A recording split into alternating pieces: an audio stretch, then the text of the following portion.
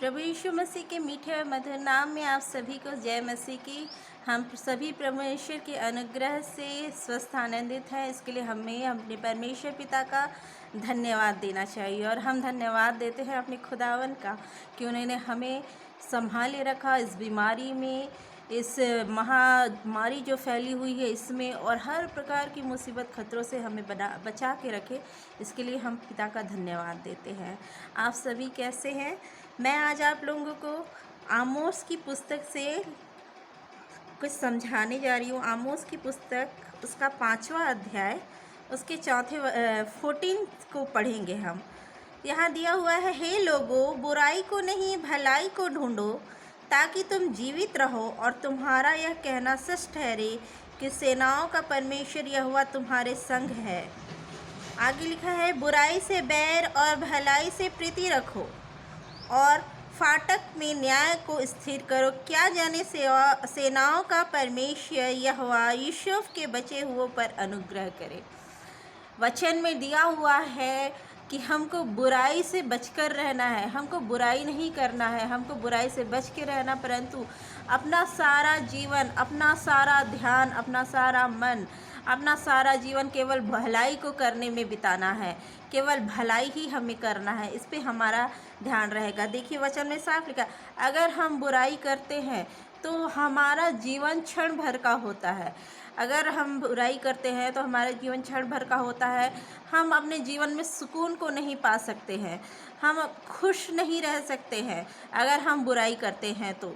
लेकिन अगर हम भलाई के साथ अपना जीवन जीते हैं और केवल भलाई करते हैं और अच्छे कार्य करते हैं तो हम अपना जीवन अच्छे से बिता सकते हैं। परमेश्वर की उपस्थिति में अपना जीवन बिताना है। परमेश्वर का वचन कहता है कि भलाई को ढूंढो, भलाई ढूंढना है हमें अपने हृदय में हम सभी को पता है कि भलाई क्या है, कौन सा काम जो है वो भलाई को उत्पन्न करता है। हम सभी को ये बात पता है कि ऐसा कौन कौन सा कार्य है जो सिर्फ भलाई को ही उत्पन्न करता है, और उस कार्य को करने से हमें पता है कि वो सिर्फ भला करने का काम है। तो हमें सिर्फ वही कार्य को करना है। कई बार वचन कहता है कि बिस्तर में लेटे लेटे, अपने बिछौने पर लेटे हुए बुराई को मत गढ़ो। अक्सर ये होता है कि हमारे साथ कुछ बुरा होता है, कोई कुछ हमारे साथ बुरा करता है और हम क्या करते हैं, बिस्तर में लेट जाते हैं और सोचते रहते हैं, दिन भर सोचते रहते हैं खाली कि मैं उसके साथ ऐसा करूँगा या फिर मैं उसके साथ ऐसे करूँगा, उसने मेरे साथ ऐसा किया, मैं उसका पलटा ऐसे लूँगा। और फिर कुछ लोग तो उठते हैं और उस बुराई को करने के लिए अपने पाँव को बढ़ाते हैं। कुछ लोग उठते हैं और उस बुराई को करने के लिए अपने पाँव को बढ़ाते हैं, आगे बढ़ते हैं और उसको करते हैं, लेकिन उसका परिणाम क्या होता है, उसका रिज़ल्ट क्या होता है? उसका रिज़ल्ट ये होता है कि बुराई का जो आपको फल मिलेगा वो सिर्फ बुराई ही होगी। आपका कभी भला नहीं हो सकता है। अगर हम बुराई करते हैं और हम सोचेंगे कि हमारा कुछ अच्छा हो जाएगा, तो ये कभी नहीं हो सकता है। बुराई का फल सिर्फ बुराई ही मिलता है।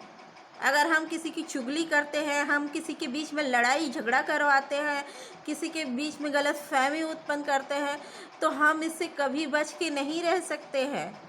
हमें उसका परिणाम वैसा ही मिलेगा। सामने वाले को सच्चाई पता चलेगी और आप बुरे बनेंगे, कोई और नहीं, आप बुरे बनेंगे। आपका व्यक्तित्व, आपका इमेज उनके सामने आएगा और आप बुरे बनेंगे। इसीलिए बुराई को छोड़ना है।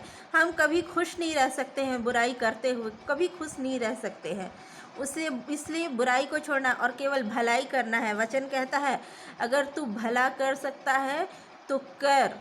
कई बार ऐसा होता है कि हाँ, हम रास्ते से जा रहे हैं, कई लोगों के साथ हुआ होगा, हम रास्ते से जा रहे हैं, किसी को देखे हैं कि एक्सीडेंट हो गया है, वो पड़ा हुआ है, लेकिन होता ये है कि हम डर जाते हैं कि अगर हम इसको उठाएंगे या इसके कुछ हेल्प करेंगे तो पुलिस केस ना हो जाए, और पुलिस के लफड़े में कौन फंसना चाहेगा, हम ये सोचते हैं।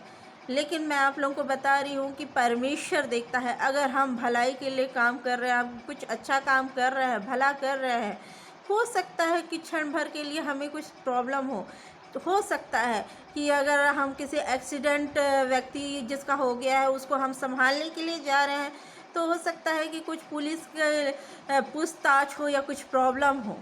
लेकिन इसका मतलब ये नहीं है कि हम उस प्रॉब्लम में फंस जाएंगे, ऐसा बिल्कुल नहीं है।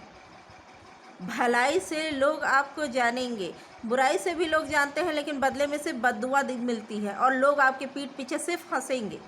लेकिन जो व्यक्ति केवल भलाई का काम करता है, अच्छा कार्य करता है, जैसा कि मेरे पिता परमेश्वर का वचन कहता है, कोई अगर अच्छा काम करता है तो उसकी उम्र बढ़ती है और पिता परमेश्वर प्रभु यहोवा उसके साथ हमेशा रहता है, और साथ ही साथ में उसका पूरा घराना बचाया जाएगा।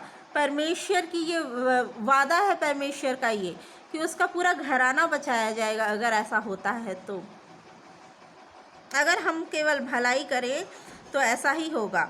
अगर आगे हम पढ़ते हैं, इस कारण सेनाओं का परमेश्वर प्रभु यहोवा यूँ कहता है, सब चौकों में रोना पीटना होगा और सब सड़कों के लोग हाय हाय करेंगे। कौन ऐसे लोग हैं जो रोएंगे, पीटेंगे, विलाप करेंगे, हाय हाय करेंगे?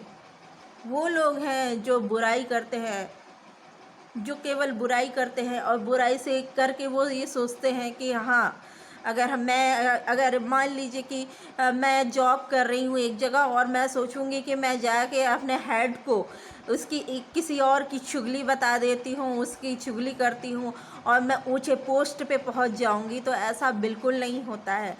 भले संसार के लोग ना देख पाए, लेकिन हमारा जीवता परमेश्वर हमको देखता है कि हम क्या कर रहे हैं। हमारे चाल चलन पर उसकी नज़र है कि हम क्या कर रहे हैं, क्या नहीं कर रहे हैं, और उसका फल वो हमें देते हैं।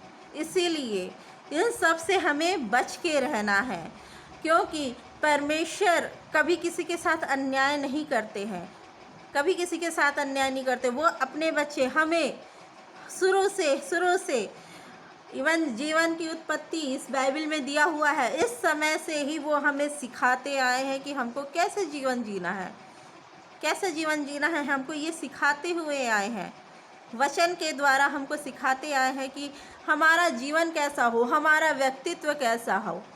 एक सॉन्ग है ना, मैं आप लोगों के सामने थोड़ा सा गा के सुनाती हूँ। मेरे चेहरे पे तेरी रोशनी चमके, मेरी बातों से तेरी खुशबू महके, मेरे चेहरे पे तेरी रोशनी चमके, मेरी बातों से तेरी खुशबू महके, मेरा जीवन बने तेरे स्तुति का स्थान, यीशु मेरे तू है बड़ा महान, यीशु मेरे तू है बड़ा महान। हमारे पिता परमेश्वर हमसे प्रिय चाहते हैं कि हमारे चेहरे से परमेश्वर की रोशनी चमके, हमारी बातों से उसकी खुशबू आए। जब हम अन्य लोगों से बात करने जाएं, हम इन सांसारिक लोगों से बात करने जाएं, तो वो हमें देख के पहचानने पाए कि ये प्रभु यीशु मसीह के बेटे और बेटियां हैं। वो हमें देख के पहचानने पाए। हमारा कार्य, हमारा चाल चलन सब ऐसा होना चाहिए। पिता परमेश्वर आप सभी को बहुतायत से आशीष दे। आप सभी प्रभु के अगुवाई में बढ़ते जाएं, वचन में बढ़ते जाएं। प्रभु आप लोगों की जीवन में आशीष और बरकत से भर दे। आप सभी को जय मसीह की।